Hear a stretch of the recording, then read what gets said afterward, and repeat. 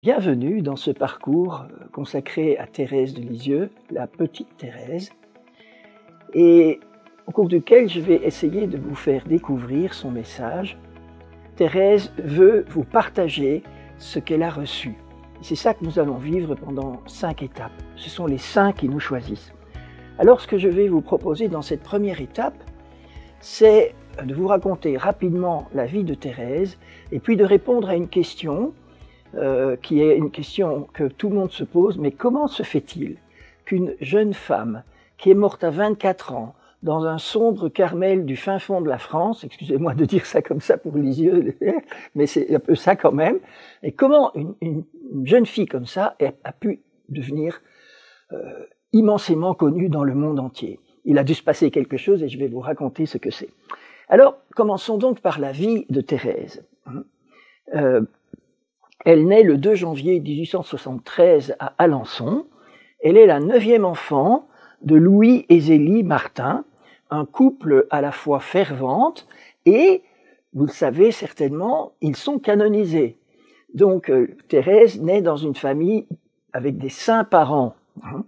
Ils ont été canonisés le 18 octobre 2015.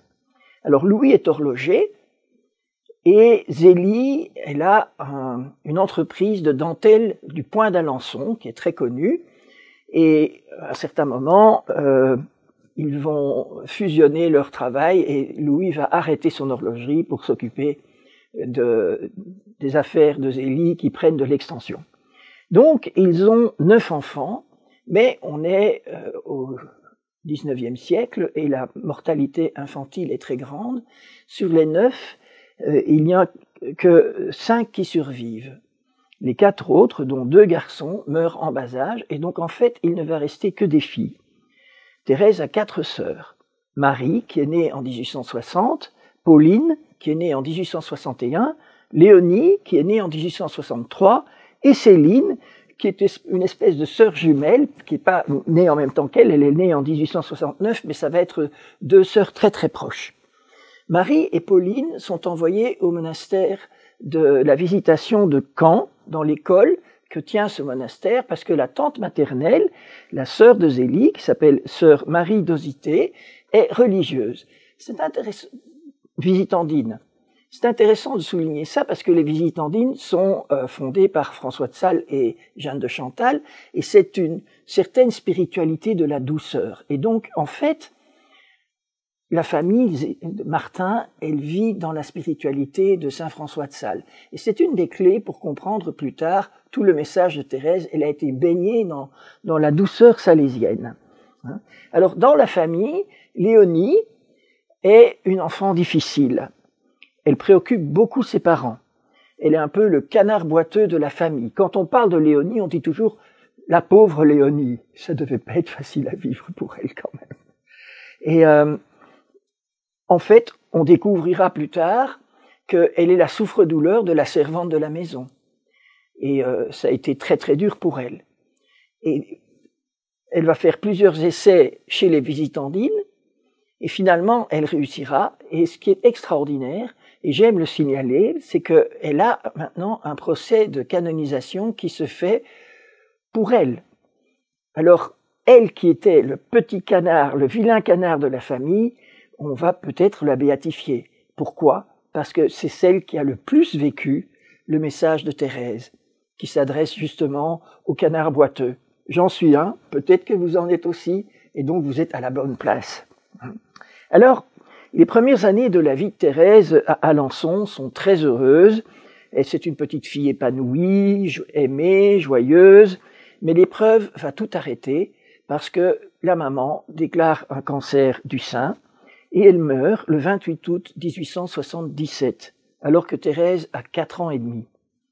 Le jour des funérailles de sa maman, Thérèse se tourne vers sa sœur Pauline et lui dit « Eh bien moi, c'est Pauline qui sera ma maman ». Et avec la mort de sa mère, le caractère de Thérèse change du tout au tout. Elle écrit dans ses mémoires « Mon caractère heureux changea complètement. Moi, si vive, si expansive, je devins timide et douce, sensible à l'excès. » Et en fait, un rien l'a fait pleurer.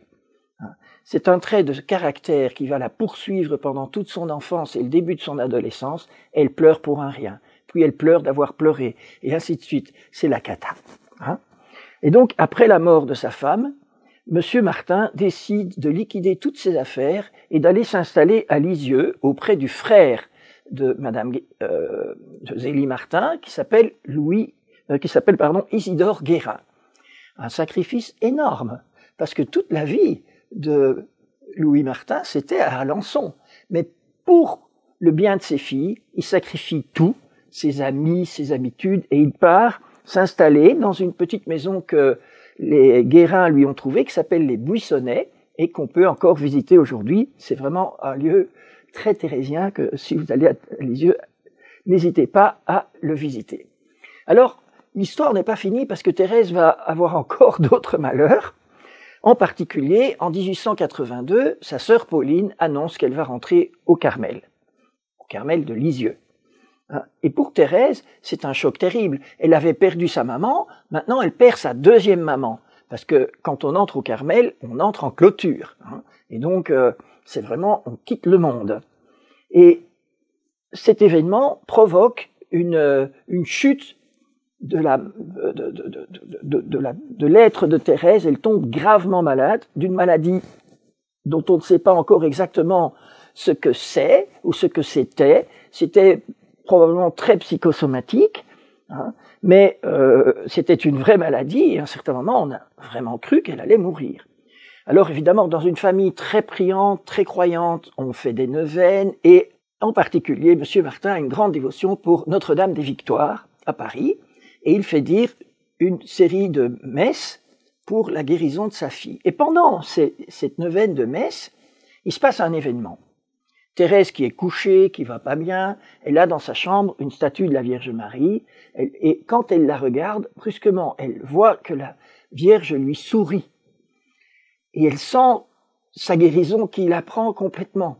Et elle est vraiment guérie. Alors, sa famille et ses sœurs la cuisinent parce qu'ils se rendent compte qu'il s'est passé quelque chose. Et Thérèse dit, elle voudrait bien garder ça secret parce que... Mais finalement, elle dit, elle a vu le sourire de la Vierge. Et alors, toute la famille est dans la joie, elle est guérie, etc. Mais après, Thérèse va se faire des nœuds de culpabilité parce qu'elle a trahi le secret. Elle va tomber dans une crise de scrupules. Est-ce qu'elle a vraiment vu la Vierge ou pas? Elle sera délivrée de cela quand son papa l'emmènera dans le grand voyage qu'ils vont faire à Rome. Ils feront une halte à Notre-Dame des Victoires à Paris et là, la Vierge lui fera comprendre, c'était bien moi. Alors donc, Thérèse est guérie et elle fait sa première communion le 8 mai 1884 et elle parle de sa première communion comme d'un baiser de Jésus à son âme. C'est magnifique. Alors, il y a un nouvel événement qui est encore délicat qui se passe, c'est que maintenant, vous avez compris, c'était Pauline qu'elle avait choisie comme mère, alors elle s'était reportée sur Marie, la sœur aînée. Mais voilà que Marie annonce qu'elle veut rentrer au Carmel aussi, et elle entre en octobre 1886.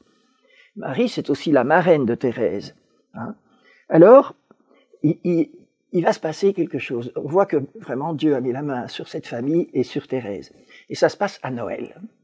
Donc, on va à la messe de minuit, une messe qui est à minuit. Donc, quand on rentre de la messe de minuit, il est, je sais pas moi, 1h30, 2h du matin, Monsieur Martin est fatigué, il y a quand même les chaussettes dans la cheminée avec les cadeaux et tout, et Thérèse monte l'escalier pour aller déposer son chapeau dans sa chambre, et elle entend Monsieur Martin qui s'affale dans un fauteuil en disant « Heureusement, c'est la dernière fois qu'on va faire des cadeaux comme ça à Noël, parce que maintenant Thérèse est grande, on peut passer à autre chose. » Thérèse entend ça, et elle sent les larmes qui montent en elle, et elle va expliquer ce qui se passe, parce que donc elle a envie de pleurer, et vous savez qu'elle est pleurnicharde, parce qu'elle n'a pas été guérie de ça avec le sourire de la Vierge.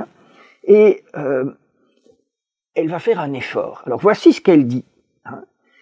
En un instant, l'ouvrage que je n'avais pu faire en 10 ans, Jésus le fit, se contentant de ma bonne volonté qui jamais ne me fit défaut. Ça, on va voir dans la suite. Je sentis en et qu'est-ce qu'elle fait? Elle ravale ses larmes. Elle décide de pas pleurer. Et alors, elle dit, je sentis en un mot la charité entrer dans mon cœur, le besoin de m'oublier pour faire plaisir, et depuis lors, je suis heureuse. Et donc, à cet endroit, dans l'escalier, elle atteint, on dirait d'une certaine manière, l'âge adulte, en tout cas l'âge adulte de la vie spirituelle. Alors maintenant, elle est débarrassée de tout ce qu'elle a vécu dans son enfance, elle est mature, et elle déclare sa vocation pour le Carmel. Elle a 14 ans. Alors elle en parle à son père. Il ne faut pas oublier que le papa, il a déjà 2 filles au Carmel. Donc une 3e, et la 4e, il rentrera après aussi, donc c'est chaud. Et son père accepte cette demande et lui dit « Je veux entrer au Carmel à 15 ans ». On a fait beaucoup de matata autour de ces 15 ans, comme si c'était un truc extraordinaire. Ça l'est un peu, mais pas tellement. Il y avait d'autres jeunes qui rentraient très jeunes au couvent. Alors le papa va tout faire pour aider sa fille à entrer au Carmel. Et alors, mais toutes les tentatives s'avèrent négatives. On va voir l'évêque, on va voir son délégué, etc. Rien ne marche. Alors le papa décide de partir en pèlerinage avec l'évêque à Rome, à l'occasion du jubilé du pape Léon XIII. Et donc Thérèse se dit, je vais demander au pape lui-même ce qu'elle fait. Et le pape a une réponse très papale, je vais dire. Il lui dit, allons, vous entrerez si le bon Dieu le veut. Donc bon, elle est très déçue. Mais ce qu'elle ne sait pas, c'est que donc dans ce pèlerinage, il y avait 70 prêtres, ils étaient en majorité les prêtres, et ils ont remarqué cette jeune fille. Ils ont remarqué sa maturité, etc. Et ça va permettre à Thérèse d'entrer à 15 ans au couvent. Alors, une fois qu'elle entre au couvent, donc elle est accueillie par Mère Marie de Gonzague, la supérieure, qui identifie tout de suite une personne de grande valeur. Elle écrit, jamais je n'aurais pu croire à un jugement aussi avancé en 15 années d'âge. Pas un mot à lui dire, tout est parfait. Magnifique, Mais à peine rentré au couvent, voilà qu'une nouvelle épreuve arrive. Monsieur Martin a un accès de folie qui est lié à une artériosclérose du cerveau. Il s'enfuit de la maison et on doit le retrouver au Havre.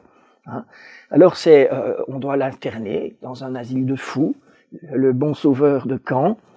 Céline s'occupe de lui à temps plein avec Léonie et c'est l'humiliation. Le père est fou, les filles sont les filles d'un fou.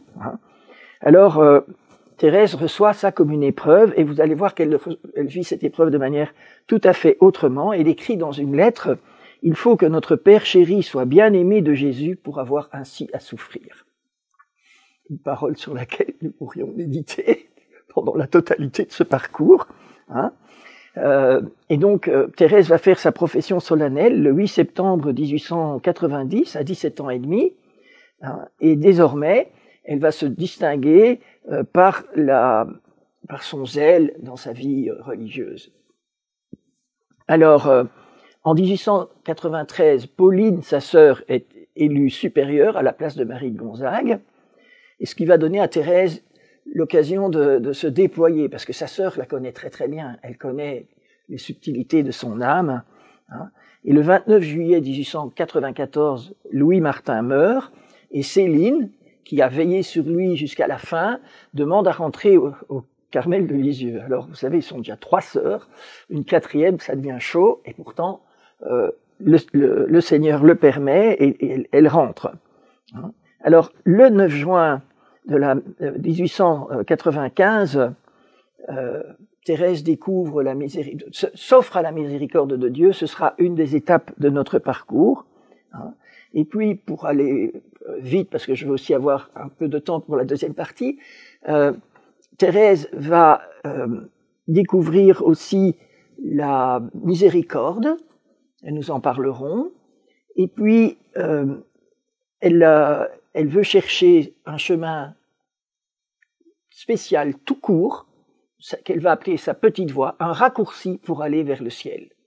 Et elle va le trouver. Et ce sera une des étapes de notre parcours. Et puis, sa sœur Pauline, qui connaît bien Thérèse, se dit, elle tombe malade, elle a une tuberculose, se dit, il faut absolument que Thérèse écrive ses souvenirs d'enfance. Donc Thérèse va écrire tous ses souvenirs sur un cahier, un pauvre petit cahier avec un crayon, et ça va donner le manuscrit A de ces manuscrits autobiographiques. Et ensuite, quand Marie de Gonzague est réélue à la suite de Pauline suggère à Marie de Gonzague, est-ce qu'on ne demanderait pas la suite? Elle écrira aussi ce qu'elle a reçu au Carmel. Hein. Et aussi, on lui confie 2 futurs prêtres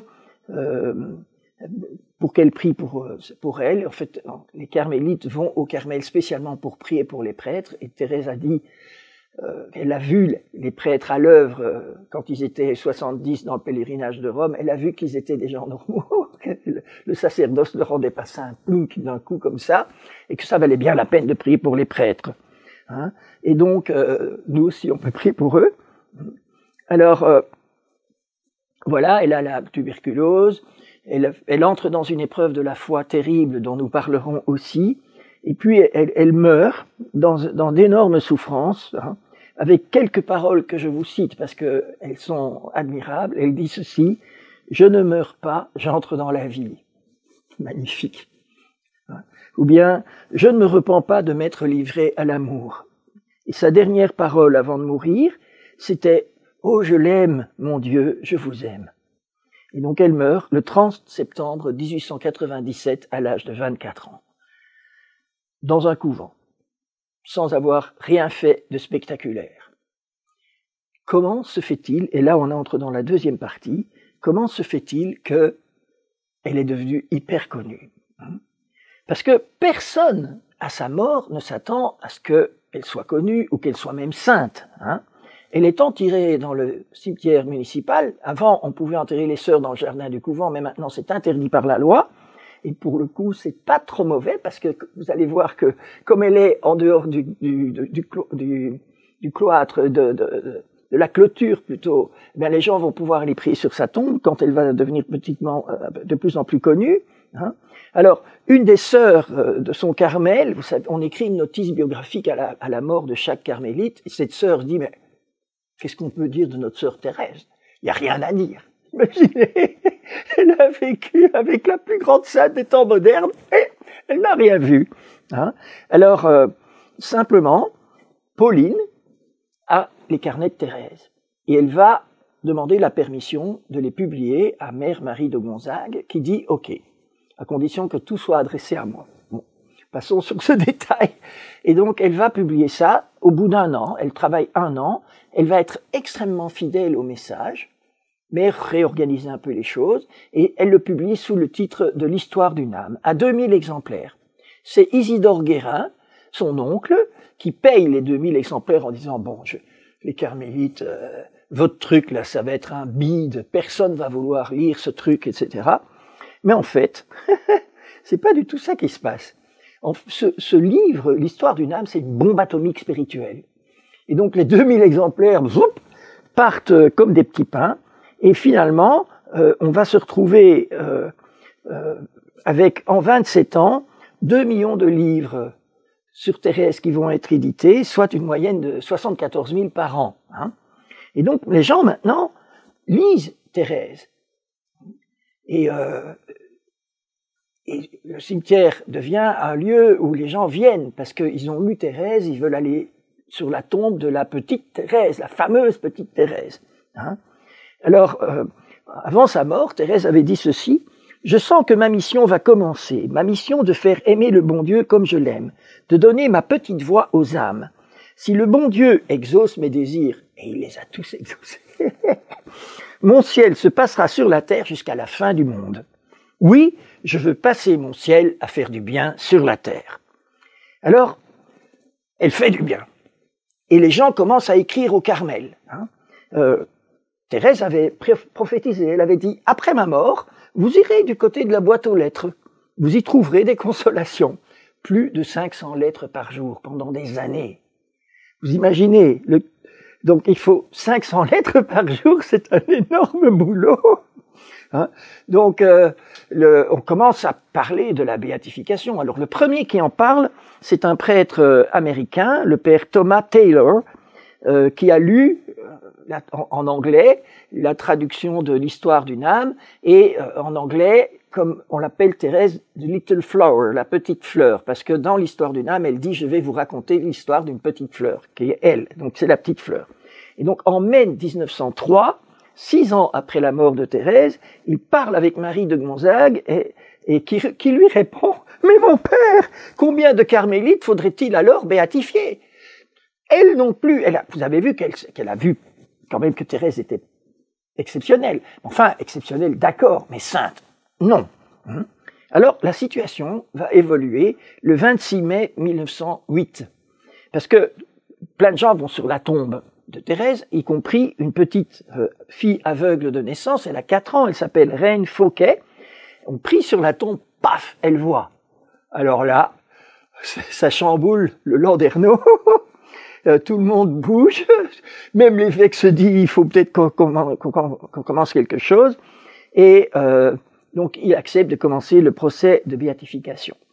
Il y a un événement, une très belle histoire qui se passe en 1910 en Italie et qui a beaucoup contribué à la béatification de Thérèse.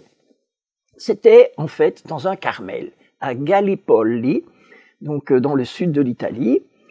C'est un Carmel pauvre et il avait plein de dettes et il n'arrivait plus à payer les dettes.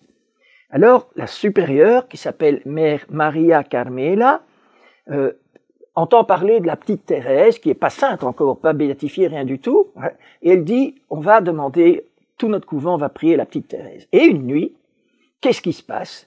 Thérèse arrive dans sa chambre. Alors la supérieure lui dit, mais, vous êtes la Vierge Marie? Non, non, elle dit, je suis la servante de Dieu, Thérèse de Lisieux.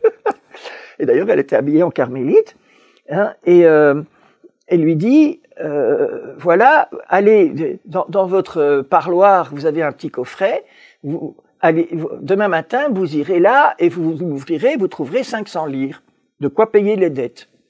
Alors, et puis elle dit, elle veut s'en aller. Alors la supérieure dit, mais je vais vous conduire parce que quand même, c'est dans le dédale du Carmel de Gallipoli, la route n'était pas facile à trouver. Alors Thérèse, qui brusquement parle l'italien, lui dit, non, no, figlia mia, la mia via è sicura nello sbagliata.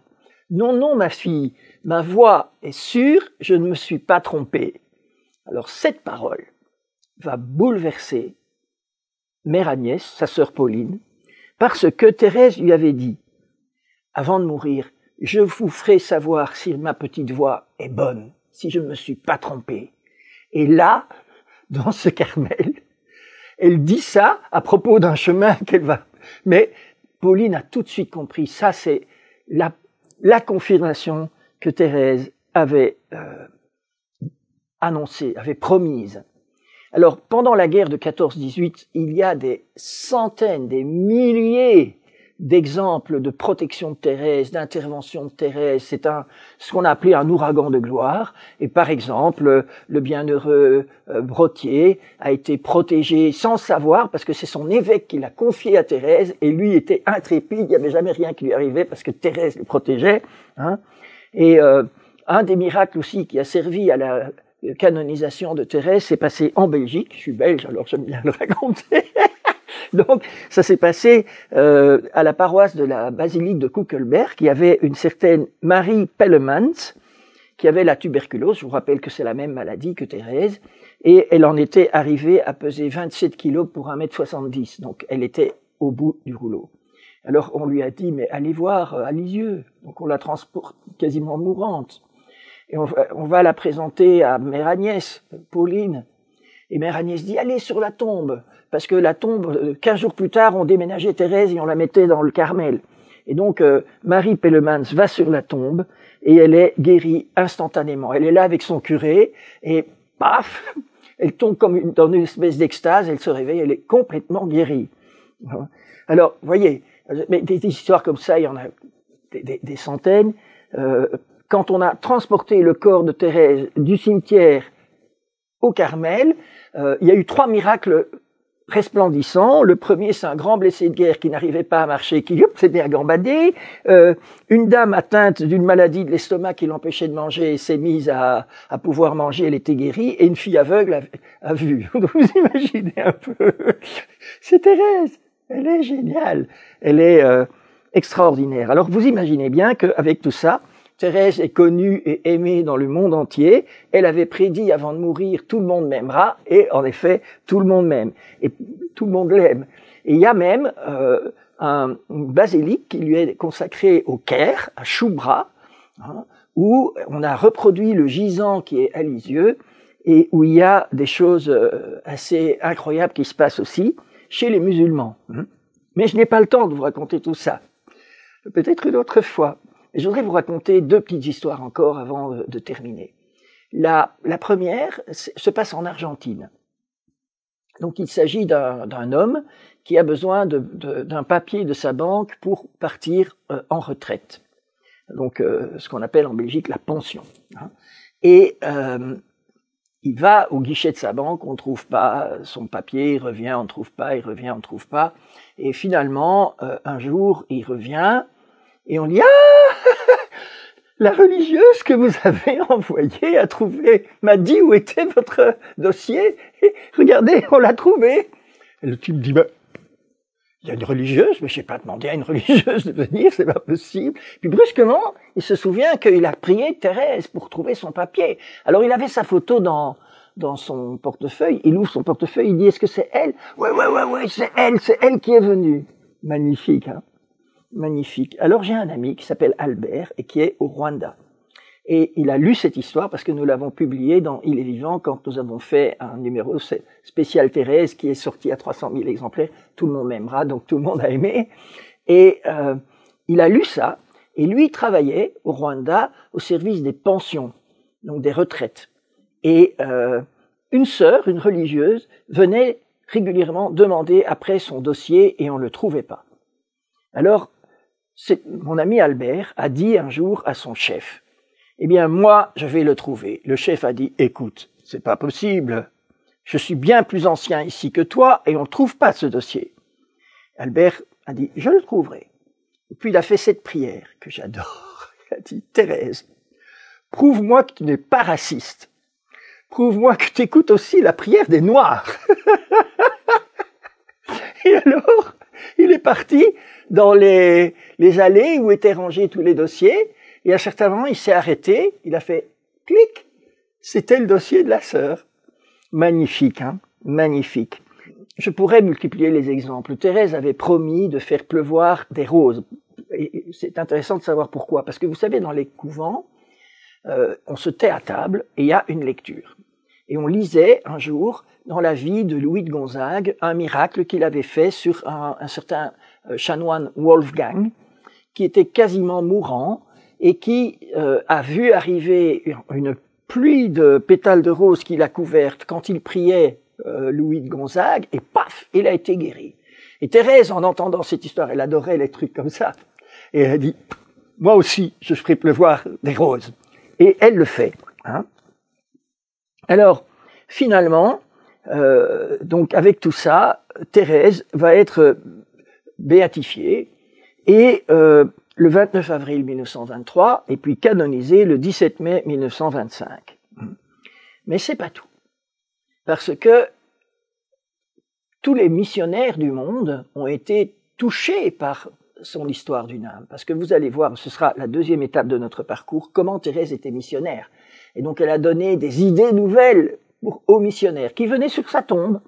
Et donc un certain monseigneur Charles Bois, qui est OMI, donc Oblat de Marie Immaculée, il est allé sur la tombe et comme faisaient beaucoup de gens, il prenait de la terre, de la tombe ou des cailloux des environs, vous voyez, pour avoir des reliques, parce c'est tout ce qu'on pouvait avoir comme relique. Hein. Et je vous signale que monseigneur Ovide Charles Bois, il est vénérable, donc il attend son miracle pour être béatifié. Et il est dans ce que j'appellerais la grappe de Sainte Thérèse, donc tous ceux qui se sont agrippés à Thérèse pour devenir saints. Et nous sommes ici, dans ce parcours, nous sommes tous dans la grappe de Thérèse pour devenir des saints avec elle. Hein. Et donc, il était en train d'évangéliser les Esquimaux inuits, et ça ne marchait pas. Et donc, après avoir ramassé de la terre de Sainte Thérèse, il a été la mettre subrepticement autour du village réfractaire, et ils ont tous demandé le baptême. Et donc, ça a été un bouleversement, et dès que Thérèse a été béatifiée, canonisée en 1925, cet évêque a fait une supplique pour le pape, demandant que Thérèse soit proclamée patronne des missions. Hein. Et il l'a fait signer par 226 évêques missionnaires. Ça arrive à Rome, hein, et le pape a reçu cette demande, et en 2 mois, je vous jure, je vous défie de trouver une décision de l'Église qui a été aussi rapide que celle-là pour une canonisation. Hein, en 2 mois, il décide de la proclamer patronne des missions à l'égal de Saint François Xavier. Hein, et ce sera fait donc en 1925. Alors, comment expliquer tout ce que je viens de vous raconter? Pourquoi est-ce qu'il y a eu cet ouragan de gloire? C'est un pape qui a parlé d'un vrai ouragan de gloire. Eh bien, je ne vois qu'une seule explication. C'est que Dieu l'a voulu. C'est pas Thérèse qui pouvait faire tout ça, c'est Thérèse par la puissance de Dieu. Et donc, si Dieu l'a voulu, c'est parce qu'il a voulu manifester, confirmer la petite voix, comme il l'a fait à Gallipoli. Hein. Il a voulu confirmer les intuitions missionnaires de Thérèse par sa proclamation comme patronne des missions. Il a voulu confirmer ses découvertes sur la charité. Hein. Et Thérèse a révolutionné la vie spirituelle de millions de chrétiens.